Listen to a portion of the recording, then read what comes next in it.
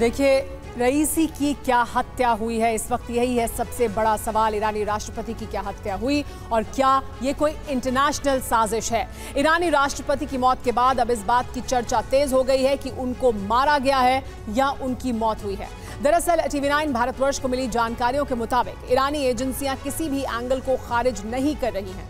पहली नजर में खराब मौसम में हुए हादसे के पीछे क्या कोई इंटरनेशनल साजिश थी या इंटरनेशनल साजिश है, हम आपको तफ्तीश में आगे बताएंगे। लेकिन पहले आपको यह भी बता दें कि ऐसा क्यों कहा जा रहा है, दरअसल ये सवाल क्यों उठ रहा है और इसके पीछे क्या बड़ी वजह बताई जा रही है। अगर बात इंटरनेशनल साजिश की करें तो 4 वजह सामने आती हैं कि अगर इसमें इंटरनेशनल साजिश है तो कौन सी 4 वजहें हो सकती हैं जिसकी वजह से साजिश हो। क्या रईसी के खिलाफ उस देश में साजिश रची गई जहां से उन्होंने अपनी आखिरी उड़ान भरी थी, यानी अजरबैजान।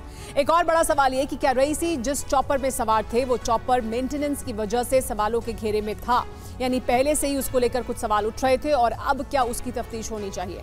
एक और बड़ा सवाल यह कि क्या अमेरिका समेत दूसरे पश्चिमी देश ईरान की परमाणु परीक्षण की तैयारी से नाराज थे, ईरान को रोकना चाहते हैं और क्या उस वजह से ये साजिश हो सकती है। एक और बड़ी वजह यह भी कि क्या रईसी की मौत के पीछे 14 अप्रैल का ईरानी हमला भी है, यानी ईरान ने जो हमला किया था इजराइल पर, क्या वो भी इसके पीछे एक बड़ी वजह हो सकती है। क्या उस जवाबी कार्रवाई के तहत ऐसा किया जा सकता है। और अगर बात इंटरनेशनल साजिश की कर रहे हैं तो जो वजह सबने सामने आती है वो भी आपको बता देते हैं, यानी कौन कौन सी वजहें हो सकती हैं जिसकी वजह से ऐसा किया गया हो।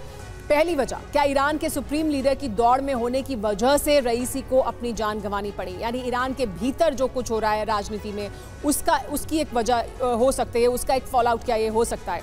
एक और बड़ी वजह यह कि क्या रईसी और खामेनेई के बेटे की उम्मीदवारी जान पर भारी पड़ी है, यानी उस दौड़ में क्या एक दूसरे से आगे निकलने की वजह से ये उनको जान से जाना पड़ा है और क्या उनकी जान पर इस वजह से बनाई। एक और बड़ी वजह यह कि रईसी की मौत के बाद अब सिर्फ मुश्तबा ही उम्मीदवार बचे हैं, यानी एक ही उम्मीदवार बचे हैं खामेनेई के बेटे, तो फिर क्या इस वजह से ऐसा हुआ। एक और बड़ी बात यह कि रईसी एकमात्र ऐसे नेता थे जिन्होंने खामेनेई के बेटे को चुनौती दी थी, तो क्या इस वजह से उनको रास्ते से हटा दिया गया, ये क्या एक बड़ी वजह हो सकती है। यानी ईरान के भीतर जो कुछ हो रहा था क्या वो एक वजह है या ये ईरान के बाहर से साजिश रची गई है, ये इंटरनेशनल साजिश है। बड़ी खबर लेकिन इस पूरे घटनाक्रम से जुड़ी हुई इस वक्त जो हमें मिल रही है वो ये कि रईसी की मौत पर चीन से बड़ी खबर आ रही है। चीन ने इजराइल पर जताया है साजिश का शक, यानी चीन की तरफ से सीधे तौर पर इजराइल को एक कटघरे में खड़ा किया जा रहा है। ग्लोबल टाइम्स में इजराइल पर शक जाहिर किया गया है।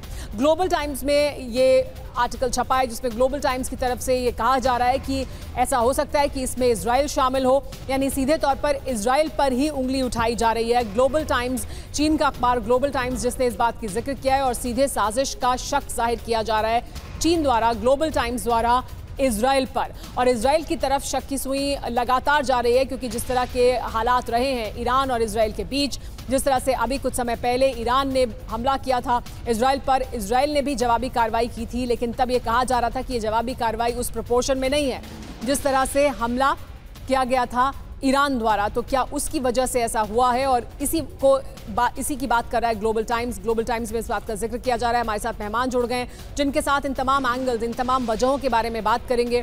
हमारे साथ जो मेहमान मौजूद है आइए उनसे आपको मिलवा देते हैं। हमारे साथ मेजर जनरल संजय मेस्टन मौजूद हैं, रक्षा विशेषज्ञ हैं। हमारे साथ प्रोफेसर AK पाशा मौजूद हैं, विदेश मामलों के जानकार हैं। हमारे साथ लेकिन मेरे सहयोगी मौजूद हैं मनीष झा और हमारे साथ सुमित चौधरी भी मौजूद हैं, उनसे भी बात करेंगे। लेकिन मनीष, सबसे पहले ग्लोबल टाइम्स की तरफ से जब ये लिखा जाता है और हम जानते हैं कि ग्लोबल टाइम्स दरअसल चीनी सरकार का मुखपत्र है और ग्लोबल टाइम्स ये सीधे तौर पर कह रहा है कि इजराइल इसके पीछे है।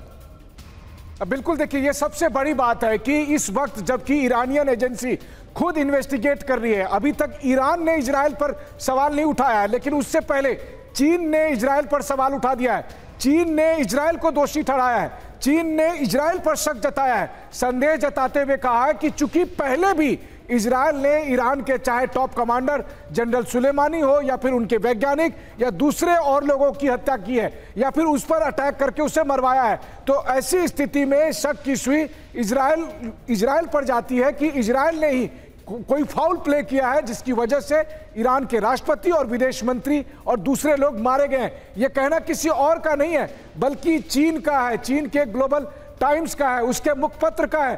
तो कुल मिलाकर देखा जाए तो आज की तारीख में जब इस वक्त खुद ईरान में भी हर कोई सदमे में है, लेकिन इसके बावजूद भी उन्होंने इजराइल पर अब तक उंगली नहीं उठाई है। लेकिन चीन की तरफ से इजराइल पर उंगली उठाई गई है। चीन कहता है कि इजराइल ने ही मरवाया होगा और यह सबसे बड़ी बात है। और इसी से आप समझ सकते हैं कि अमेरिका से दुश्मनी के आड़ में दरअसल चीन कैसे इजराइल को कटघरे में खड़ा करना चाहता है, जबकि चीन और इजराइल के ताल्लुकात भी ठीक ठाक ही हैं।